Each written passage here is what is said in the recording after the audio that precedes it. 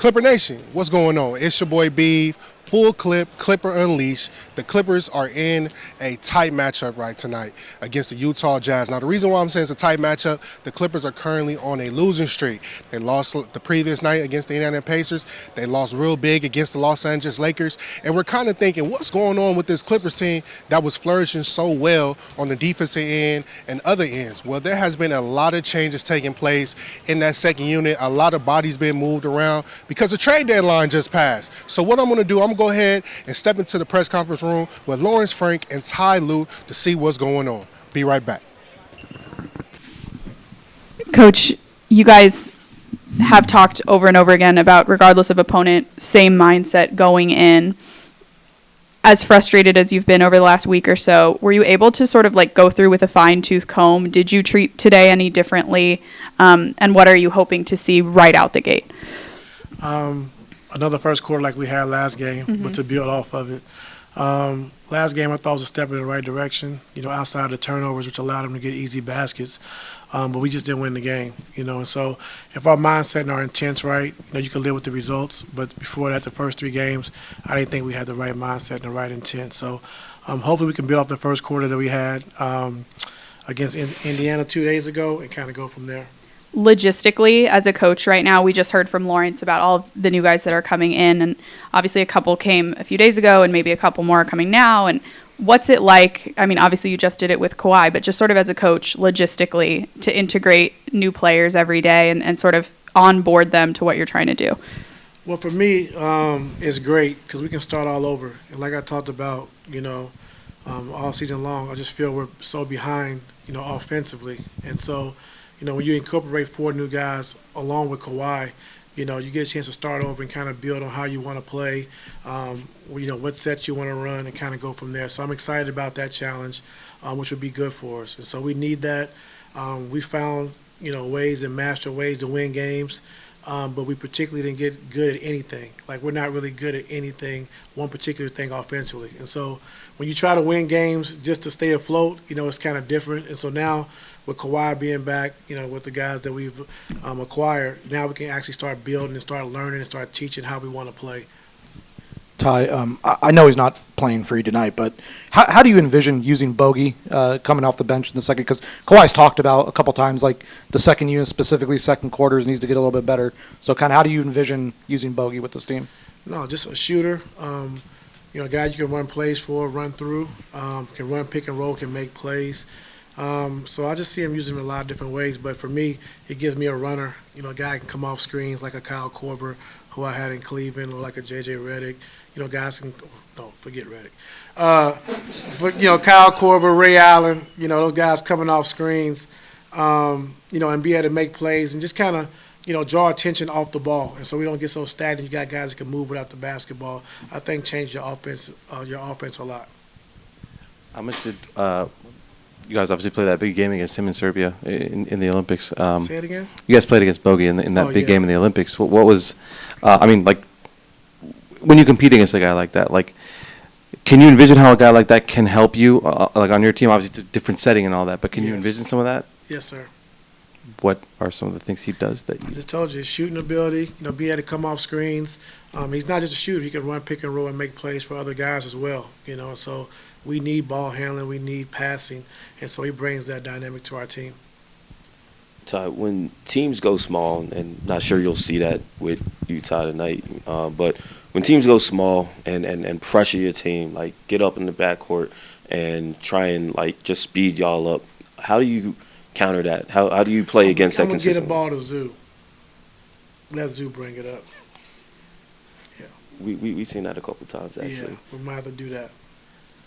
Even when you get into the half court, what do you want to see from this team when it comes to decisiveness and just getting a shot up, protecting the basketball, getting a good shot to give yourself, even make or miss, give yourself a chance to get back and set that half-court defense up? Yeah, the biggest thing for us is turnovers. I feel when we get in the half-court, we have good enough players we can execute and get the shot we want. But when we turn the basketball over, we're just too slow getting back. Like, we can't – those are pick sixes. Those are dunks and layups for the other team. And so you just can't recover from those. And so we showed them the other day in our film session, just like these we just can't have. Like, I'd rather throw it in the 15th row. At least we can set our defense, But you giving dunks and layups away, it's hard to beat a team. And so, every night we're spotting a team 12 to 16 points just off live ball turnovers, and we just can't allow that. Coach, talking about Zoo, we talked about throughout the season how he's handled the double teams and how he's been able to make good decisions out of the dunker spot. But it seems like lately, I would say over the last 4 or 5 games, teams have been aggressively coming at Zoo, and it seems like him and his teammates haven't been on the same page, whether it led to turnovers or whatever the case may be. Like, they've sped him up. Do you see a difference in the way the teams are playing Zoo out of that spot through a double team or the dunker spot? I have. It's a great question, but I don't want to give it away. What kind of, speeds him up. But he's been doing a good job with it overall, for the most part. It's just one particular defense that we got to work on that he has to get better with. And so we have some practice days coming up, practice days when we get back from All-Star break. And on the road, we'll be able to practice a lot more, too. So just the spacing, versus double teams with him and Kawhi both in the post, we got to get better with. Can I go back to that comment you made that you said we're not good at anything particular right now? What is it? If you get good at a thing, does it just give you something you can rely on when you need a bucket, or does it allow you to give you the foundation to build everything else off of? Yeah, just the foundation of how we want to play. And, when, your best player is out, for an extended period of time, just trying to find ways to win games and stay afloat until he's back. And, we've decent at some things, but we're just not great at, what we want to be at as far as offensively going forward. So just acquiring the new guys, I think getting Kawhi back, having time to practice, I think will allow us to get good at some things and get back to being who we've been, a top 4 offense, since I've been here. And we have the capability to do that. Coach, what have you seen with Kawhi in terms of his minutes? Obviously, they ramped up a little bit last game. He played heavier minutes in the fourth quarter specifically. When it comes to his cardio and what you're looking for with that progress out there playing heavier minutes, are you seeing him progress at the rate that you're expecting right now? I think more so just the speed of the game, I think, is one thing. But like you said, I've seen him get tired a few times, throughout the course of the game. And that's going to happen when you play against a team that's the fastest in the league as far as pushing the basketball.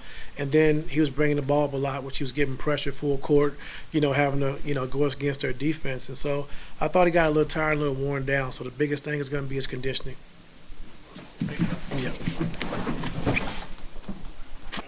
Clipper Nation, what's going on? Let's go ahead and take a seat because I'm going to take you on a journey on what just took place in the press conference room with Lawrence Frank and Ty Lue. I'm going to start first with Lawrence Frank. Lawrence Frank was definitely talking about free agency, right? Not only but free agency, but actually the trades that took place, right? Patty Mills, Banks, Bogey, Ben Simmons signing. It's a lot of moving parts that took place. It's a lot of players that we said farewell to. Terrence Mann, PJ Tucker, Bones Highland. So he was talking about that and definitely talking about Intuit being a prime arena for not only the players but also their families so they can also be here. And Lawrence Franks also went into details saying that, hey, every year we can't make a big splash. I know Clipper fans, y'all wanted, a big splash because the Lakers went ahead and got Luka and Dallas got AD. We're not worried about that because if you think about it, in previous years, we've been a big splash for James Harden and Kawhi Leonard.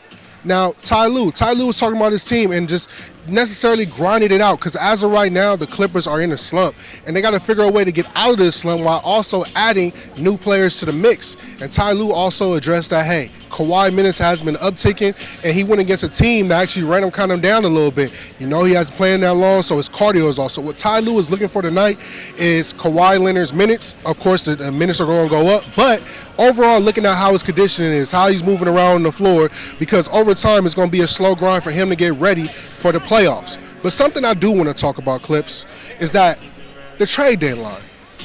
We said farewell to Terrence Mann. You know what he did against the Utah Jazz in that Game 6 performance. And then also Bones Highland was a player that was also traded. So those two were packaged up and traded to the Atlanta Hawks. Who also went out the door? PJ Tucker. He was also traded as well. But the intricate part about that is it's a lot of players that came in and a lot of things that the Clippers brought in. They brought in not one, not two, but 3 draft picks, something that the Clippers need. You need draft capital with this new CBA taking place. They also brought in Patty Mills, Banks, and Bogey coming back from Atlanta in that trade. Of course, Patty Mills and Banks came in the Utah trade that took place as well. And then recently, Ben Simmons is here. Now everyone's thinking, Ben Simmons, that was a 3-time All-Star. You are correct, that was a 3-time All-Star.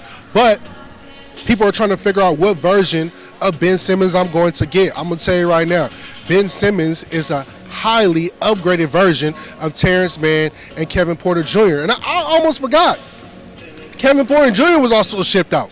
So again, a lot of pieces. Mo Bamba too. Oh man, I'm forgetting. There was so much going on. But focusing on Ben Simmons, he's going to be a player that is going to be nothing but defense. And when small ball lineups take place, he's going to be the center. Let's be honest about it.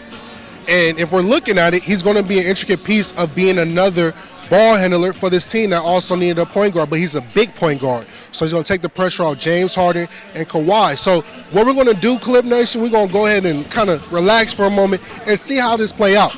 But knowing how Ty Lue is, knowing how he gets the best out of players, right? And when I say he gets the best out of players, let's go back in time. Reggie Jackson got the best of. Russell Westbrook, when he was balling before, kind of spiraled control, he was getting the best out of him. We know what Ty Lue can do. He's a player's coach. So if Ty Lue can even crack the code and get a little bit of that all-star version of Ben Simmons, I'm going to tell you right now, the Clippers are going to be a team to fear in the playoffs. But what the Clippers must do is secure a playoff spot in the top 6. And they're going to do it tonight against the Utah Jazz. Clippers, Utah Jazz. Let's see how this go tonight. Clip Nation, let's go.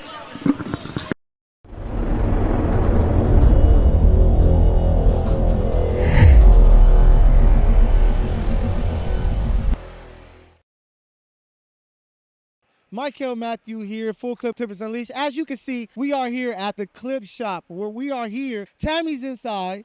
She's in there looking for some of that new hot gear, the Clipper City Edition 23-24 season. It's really dope. I can't wait for you guys to check it out. Let's go inside with Tammy and see what she has. All right, Clippers fans, the 2024-25 City Edition gear has dropped for the LA Clippers. They have all kind of cool sweatsuits. I really, really like this one. It looks cozy. I love the puffy print.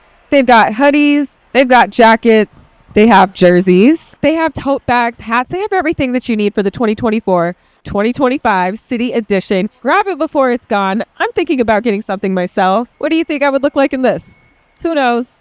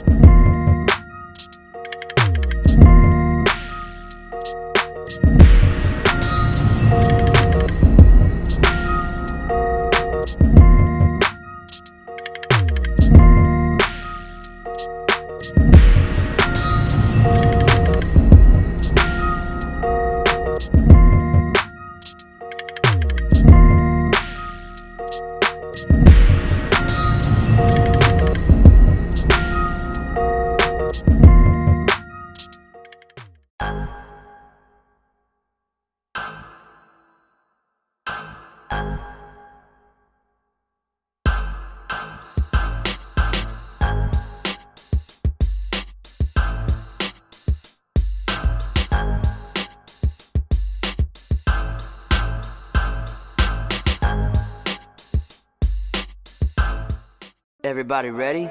Come on, let's go. The Refund Show! Let's go! The Refund Show! Let's go!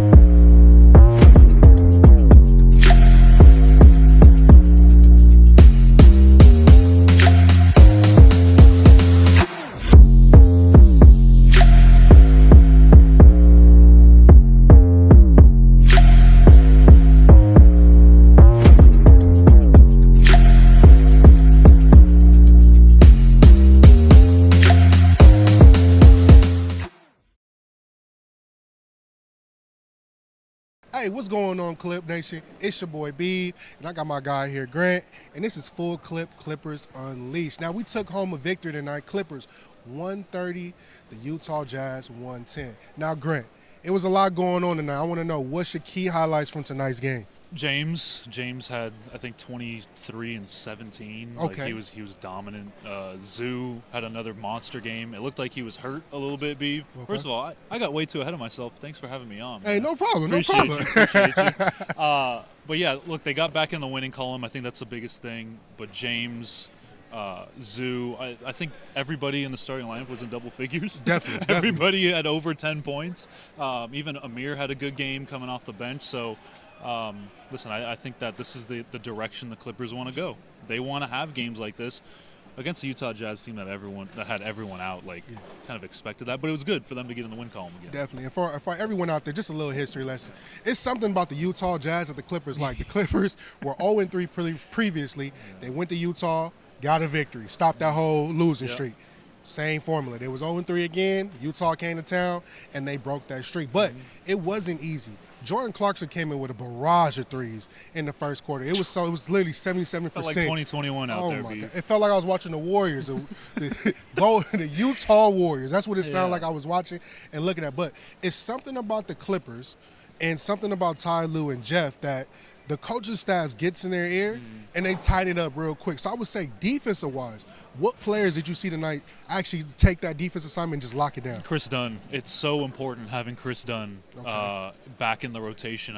He was hurt with that knee stuff for a few weeks, and they really missed him guarding those guards, right? That's what they brought him in to do, is guard some of the best guards in the league. I think that he's one of the best guard defenders in the NBA. Definitely. To have him back and to have him chasing JC around after he made those, what was it, like 12 or 15 points of the first Jazz, like 22 points, something like that.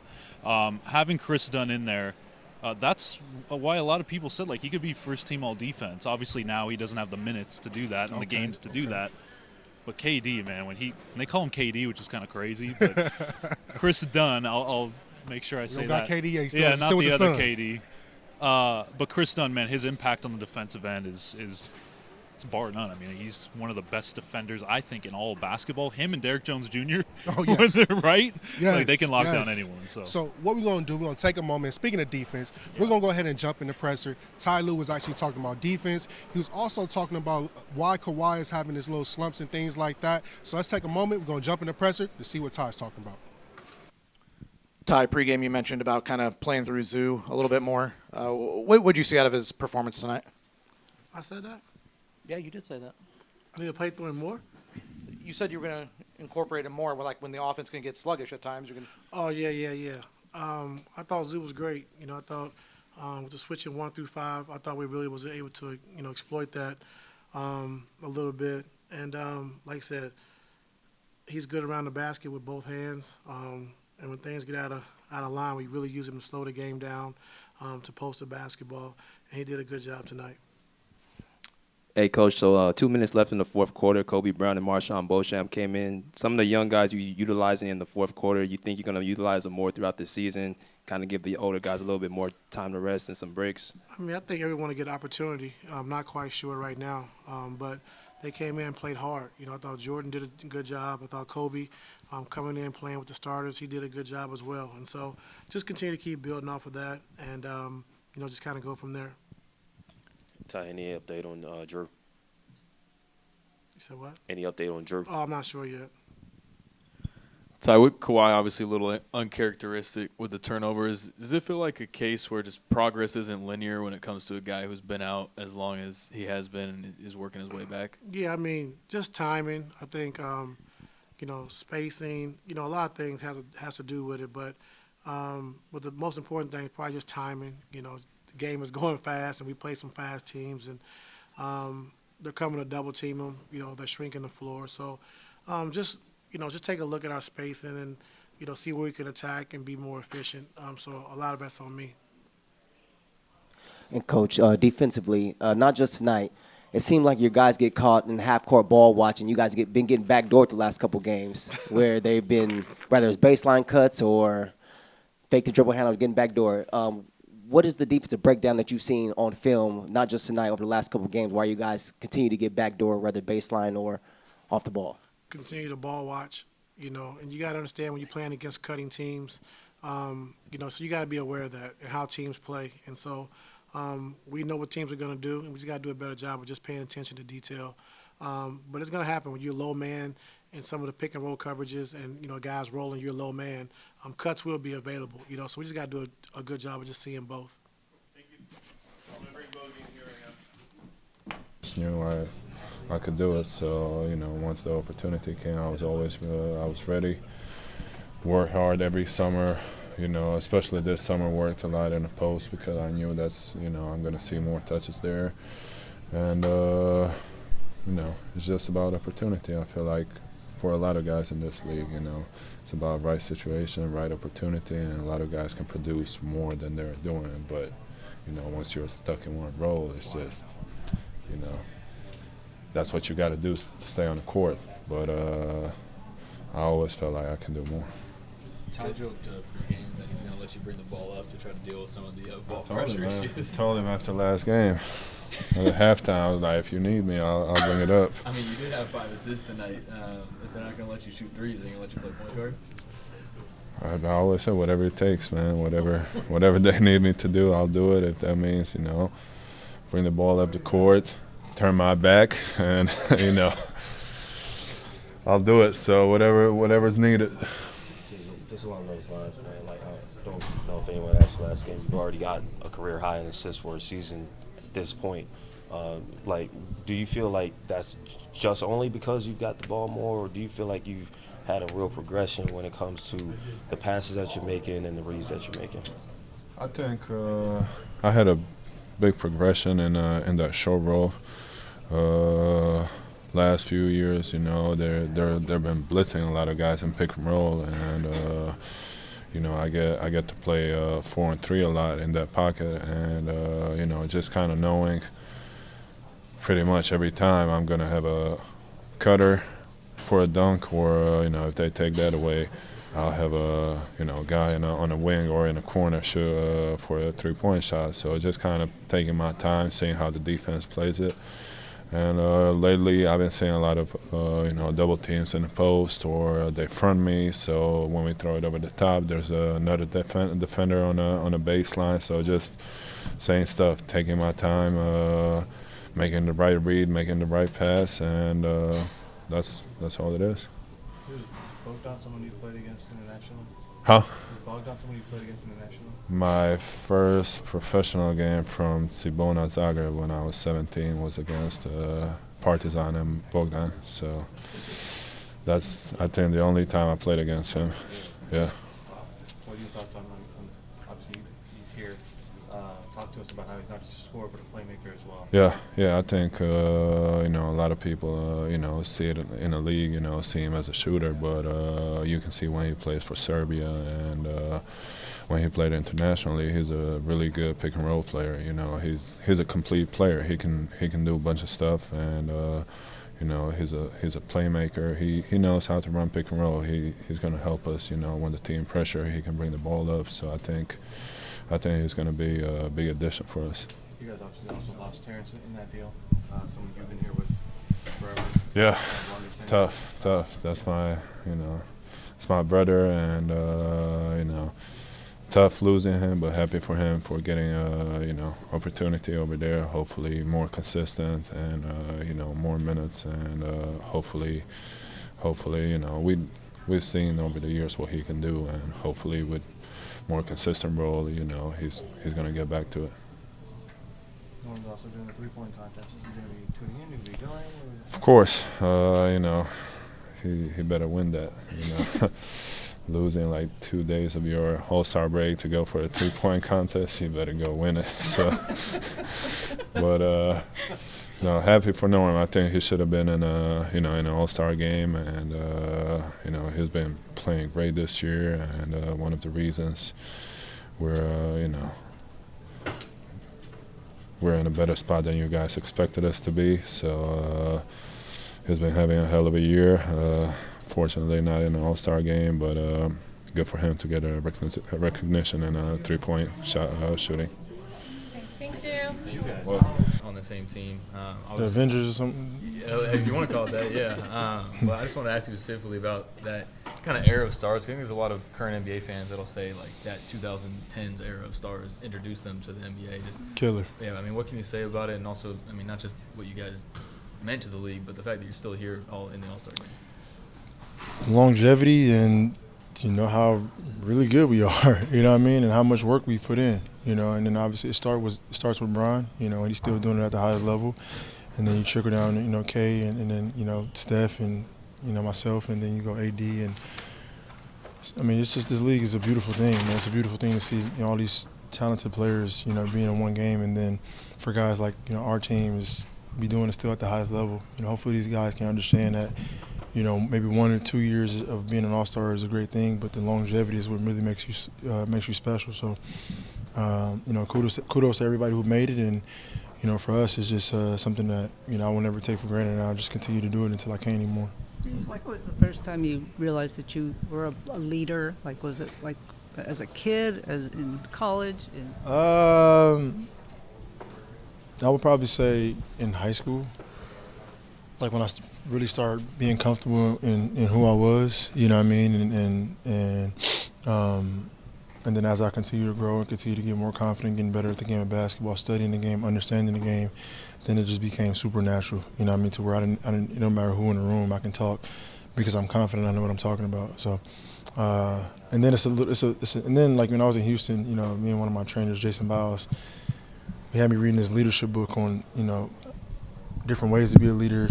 Different ways to approach, you know, your teammates or your coaches or, you know, different people, you know what I mean? Because you got to learn how to talk and speak to different people different ways. And so just finding ways to approach people, and because those ways are more impactful to them, and they're you know, recognizing and understanding more. So I just learned, and I'm still, you know, learning, but it's natural. And some people, you know, aren't leaders or leaders in different ways, showing rather than, you know, communicating or speaking.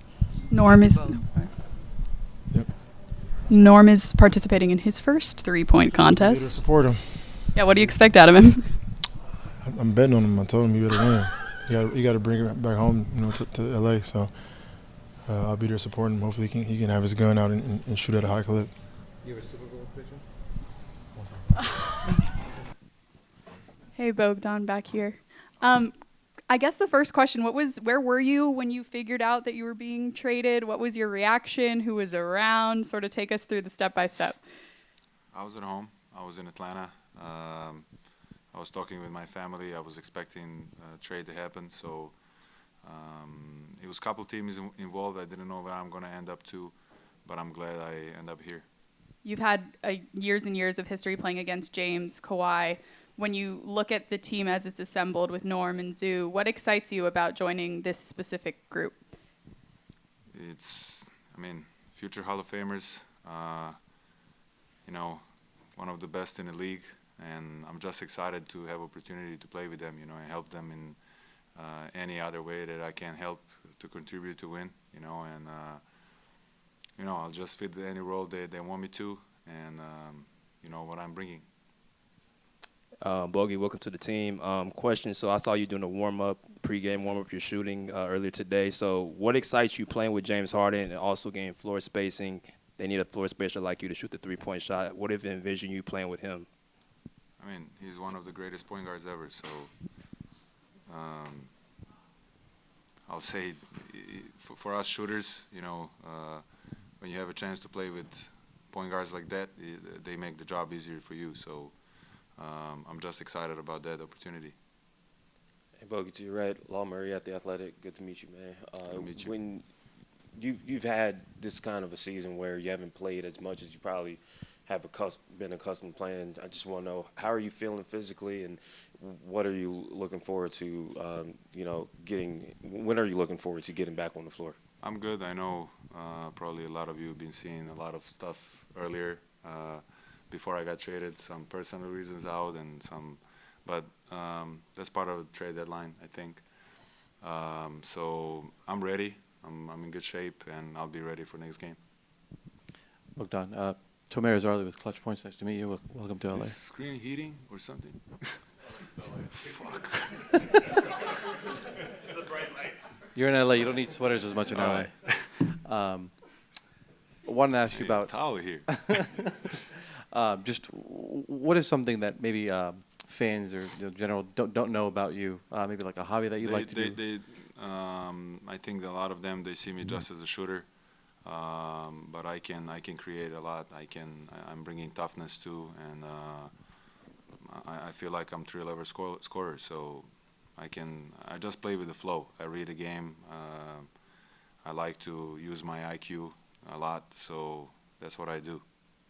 You guys have also assembled some of the most accomplished international players here with Patty. We know his history. Nico as well. Zeus contributed as well, like you.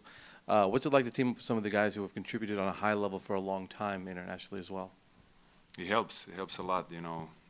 Just walking in a locker room, seeing familiar faces, talking with them. Patty is already here for 4 games, I think. Nick's been here for a while. You know, just knowing them, talking with them, Zoo too, you know, so they'll help me just better for sure.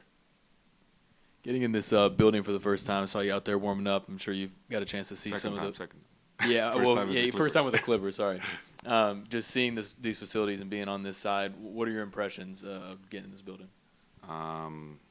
When I got traded here, I was talking, as I said, with my family, and when I talked to my dad, I said, "Hey, Dad, we can't find a better place for me. You know, right now, I love to get in work. I like to stay in the gym. Just the also medical stuff and the team of people that works here. It's just amazing. They welcome me with. I mean, it's crazy. I never seen it, and it's probably one of the best organizations in the league." One more question. So also, when you play with Serbia, with Jokic, obviously, what's the difference between international play for you and then playing the NBA, fitting a role? First of all, rules are different. You know, like simple stuff like that. Even like today, I talked with Patty. Free throws, let's say, you get checked in after the second free throw, so it slows the game down. Here, you checked in after between free throws, right? So that slows the game, right? So and other stuff, timeouts. You can't call timeouts on live plays.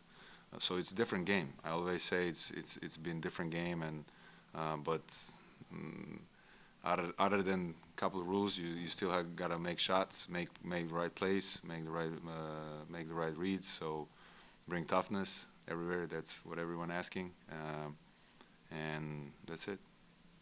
Bogey, Justin Russo, nice to meet you. Trey Young said that you actually went to his house to say goodbye to his son after the trade happened. The human element of being traded, most people don't think about it. How tough is that to deal with in season, what you had to go through being traded?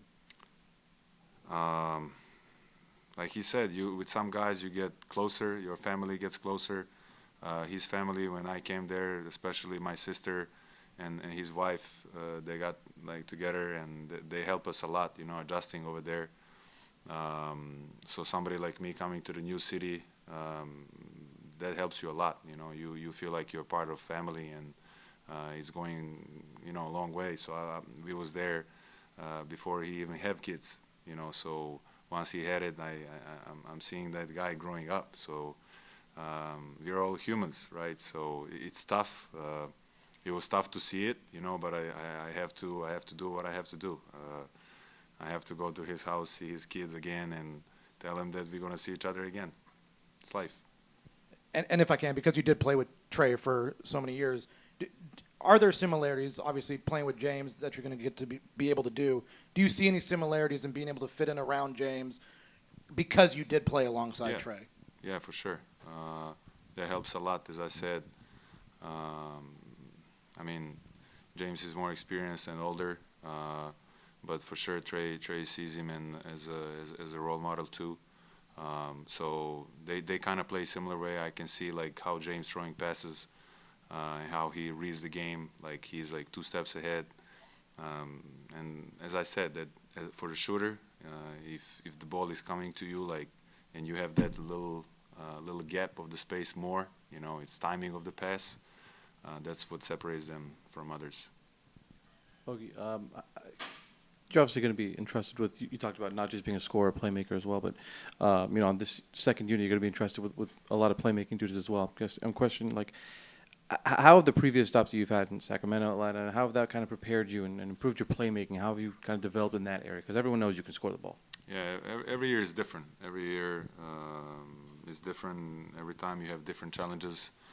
But I'm only looking forward, and this is a new team, new opportunity for me.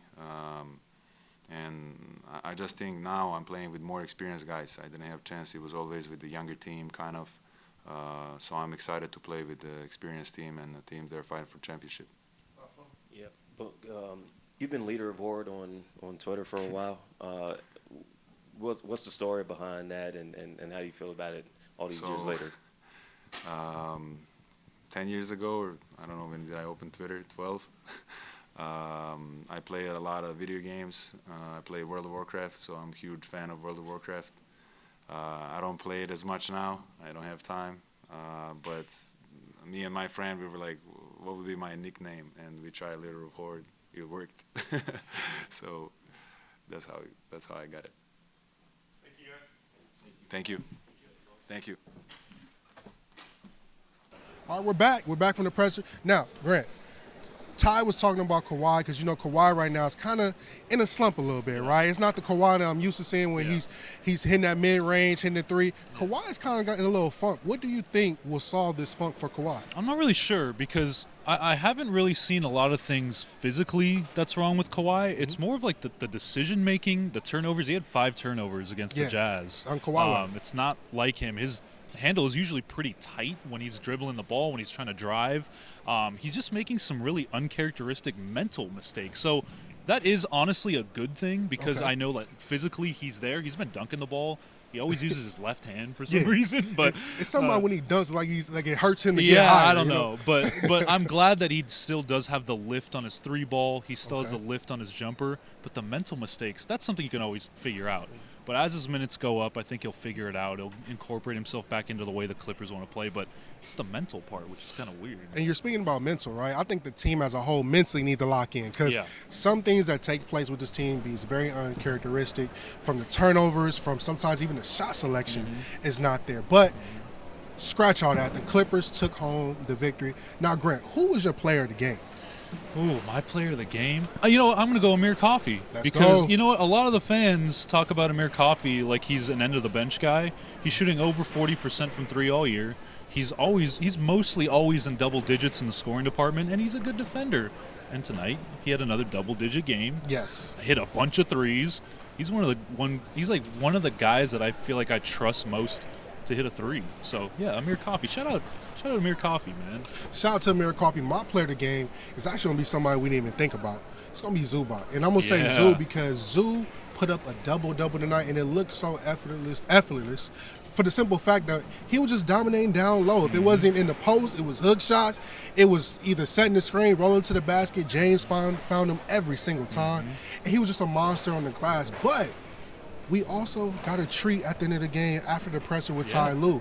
We spoke with Bogey. Yeah.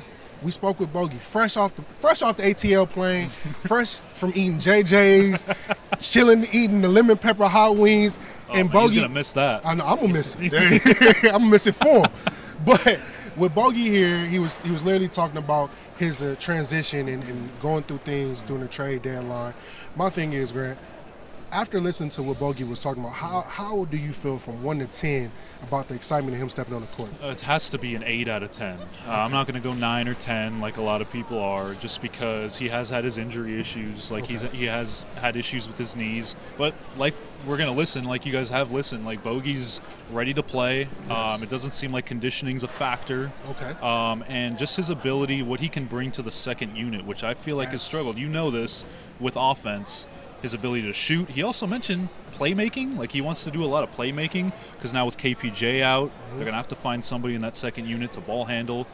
We'll talk about maybe Ben Simmons at another time. Allegedly. We don't want to put anything out there yet. Nothing yet. Got to clear waivers. Yeah, but Bogey's playmaking and his offensive output, I feel like are going to be great for that second unit. They need it. Okay. Yeah. And then one thing I would say about Bogey that I'll tell you right now, his character-wise, it's hilarious.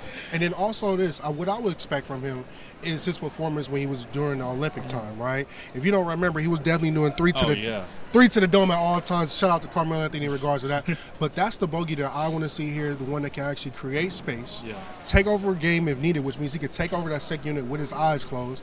And he's also going to bring in some playmaking decisions because with that second unit, you want that ball to whip around because that's how those shots are going to be created for shooters and not even shooters. You got slashers and things like that. Those possessions can definitely help Bogey and just the second unit and just the Clippers overall. But it's been a great show. Grant, I appreciate you for being on, my guy. Appreciate you. I appreciate you. Again, it's been your boy Beeve. This is Grant. This is Full Clip. Clippers Unleashed. Catch you next game.